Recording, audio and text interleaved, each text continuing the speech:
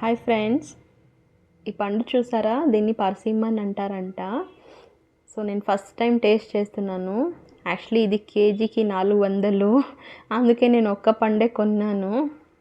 250 grams పడింది ఒక్క పండు. సో టేస్ట్ చేసి బాగుంటే ఫ్యూచర్లో కొందాము. ఈ ఆకుల సంగతి పక్కన పెడితే సేమ్ టమాటో లాగానే కనిపిస్తుంది అనమాట, బ్యాక్ సైడ్ వైజ్ నుంచి.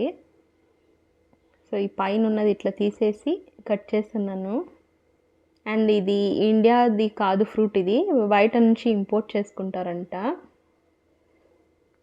లోపల సీడ్స్ ఏం లేవు, అట్లీస్ట్ ఈ వెరైటీలో లేవు. వేరే వెరైటీస్ తెలీదు, అంటే దీంట్లో ఇంకా 2-3 వెరైటీస్ ఉంటాయంట. కానీ చాలా స్వీట్గా ఉంది. ఓకే, బాగుంది.